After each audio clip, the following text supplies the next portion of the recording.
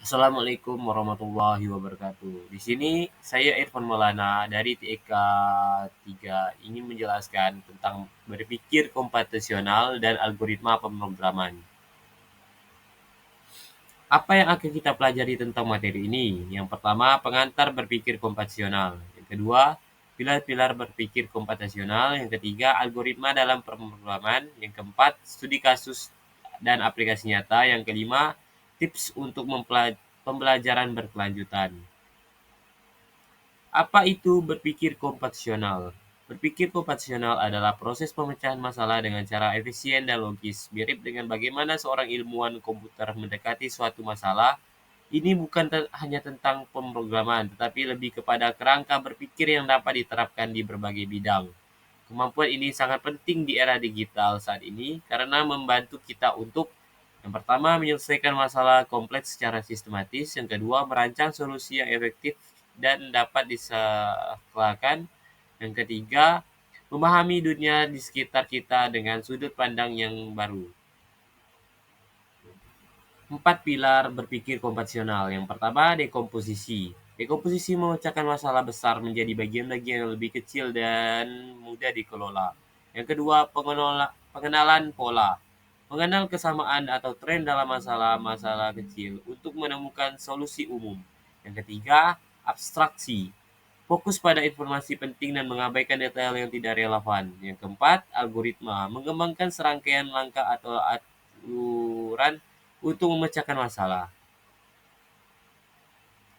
Algoritma, jantung pemrograman. Algoritma adalah urutan langkah-langkah yang jelas dan terdefinisi untuk menyelesaikan suatu masalah atau mencapai tujuan tertentu. Dalam pemrograman, algoritma adalah cetak biru yang digunakan untuk menulis kode.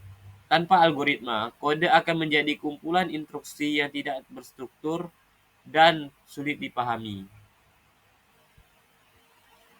Karakteristik algoritma yang baik, jelas dan tidak ambigu.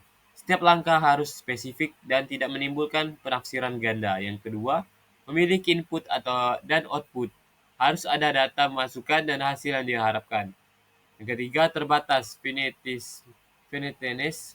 Algoritma harus berakhir adalah setelah langkah langkah tertentu. Yang keempat, efektif dan efisien. Umum generality dapat digunakan untuk berbagai kasus masalah yang serupa, bukan hanya satu kasus spesifik. Di sini ada contoh sederhana algoritma. Algoritma memasak nasi.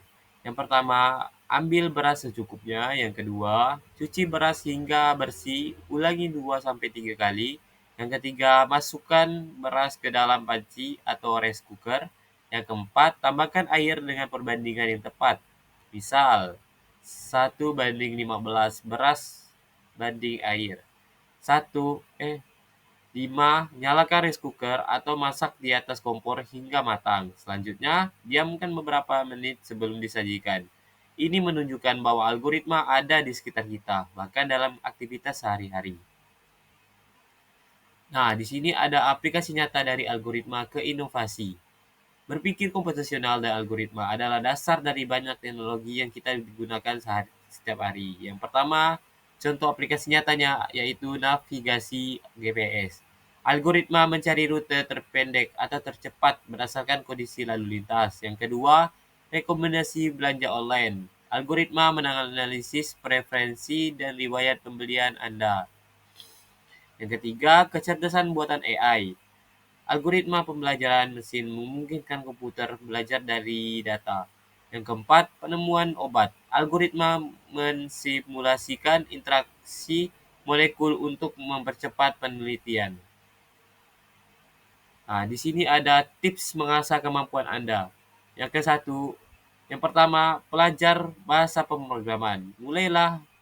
Mulai dengan Python atau JavaScript untuk menerapkan konsep algoritma. Yang kedua, sering latihan soal logika. Asah kemampuan pemecahan masalah Anda melalui teka-teki atau studi kasus. Yang ketiga, berdiskusi dan kolaborasi. Belajar dari orang lain dan pecahkan masalah bersama. Yang keempat, jangan takut gagal. Setiap kesalahan adalah pelajaran berharga dalam perjalanan belajar. Kesimpulan dan langkah selanjutnya. Berpikir komputasional dan algoritma adalah fondasi penting dalam dunia pemrograman dan inovasi. Dengan menguasai konsep-konsep ini, Anda tidak hanya belajar coding, tetapi juga mengembangkan cara berpikir yang sistematis dan kreatif.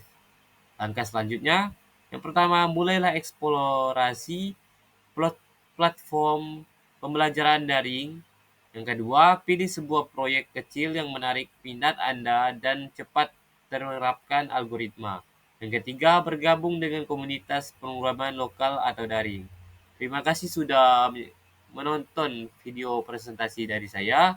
Mohon maaf jika ada kesalahan kata atau kurang enak dipahami. Sekian yang saya sampaikan. Semoga presentasi saya banyak manfaatnya. Wassalamualaikum warahmatullahi wabarakatuh.